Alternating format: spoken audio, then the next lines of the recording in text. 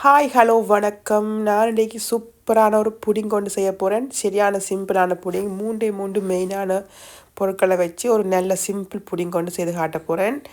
இது வந்து டெசர்ட்டாகவும் சாப்பிடலாம். நல்ல பெரிய ஒரு பார்ட்டிகளுக்கு செய்கிறதுக்கு சரியான ஈஸி. அதுக்கு நான் இன்றைக்கி 12 சின்ன முட்டையாக எடுத்துருக்கிறேன். 12 முட்டை. இதே பெரிய முட்டையாக இருந்தால் 10 முட்டை நல்லா வடிவாக காணும்.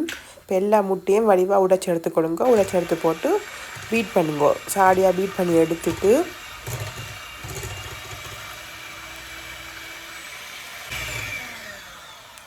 நான் இன்றைக்கு ஒரு 700 கிராம் அளவில் நல்ல டார்க்கான ப்ரௌன் சீனி எடுத்துருக்கிறேன். உங்களுக்கு கொஞ்சம் இனிப்பு குறைச்சி கூட்டி வேணுமெண்டா அதுக்கேற்ற மாதிரி போடுங்க. நான் இன்றைக்கு 700 கிராம் எடுத்துருக்கிறேன். இப்போ முட்டையும் சீனியும் ஒருக்கா பீட் பண்ணிவிட்டு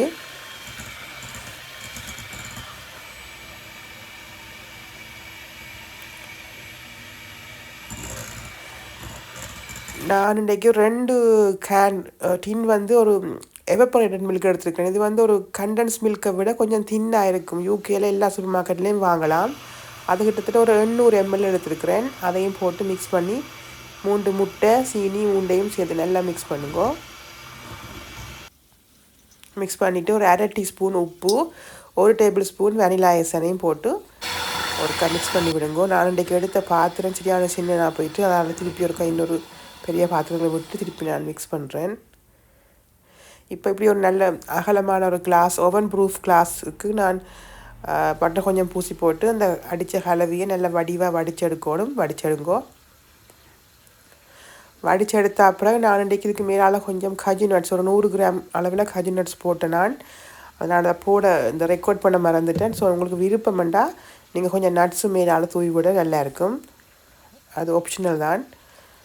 அதுக்கு பிறகு இப்படி இன்னும் ஒரு அகலமான பேக்கிங் ட்ரேக்கில் வந்து இந்த கிளாஸ் ட்ரே நடுவில் வச்சுட்டு நல்ல கொதி தண்ணியை ஒரு அரைவாசி அளவில் விடுங்க. அந்த கிளாஸுன்ற ஒரு அரைவாசியில் விட்டுட்டு 200 செல்சியஸில் வந்து 50 நிமிஷம் பேக் பண்ணி எடுங்கோ.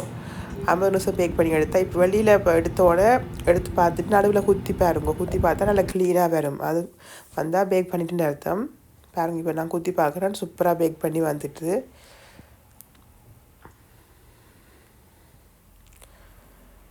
இப்போ இது வந்து கட்டாயம் ஃப்ரிட்ஜுக்கு வச்சு வெட்டி சாப்பிட்டா தான் நல்லா டேஸ்ட்டாக இருக்கும். நான் இது கிட்டத்தட்ட ஒரு நாளுக்கு பிறகு அடுத்த நாள் தான் அதை எடுத்து நான் வெட்டுறேன். அட்லீஸ்ட் ஒரு 6 ஹவர் இருந்தாலும் ஃப்ரிட்ஜுக்கு வைங்கோ. இப்போ நான் உங்களுக்கு வெட்டி எடுத்து காட்டுறேன். சூப்பரான டேஸ்டியான ஒரு புடிங் கொண்டு ரெடி. நான் போகிற வீடியோ உங்களுக்கு பிடிச்சிருந்தா லைக் பண்ணி ஷேர் பண்ணி சப்ஸ்கிரைப் பண்ணுங்க. நான் உங்களை மீண்டும் ஒரு வீடியோவில் சந்திக்கிறேன். நன்றி.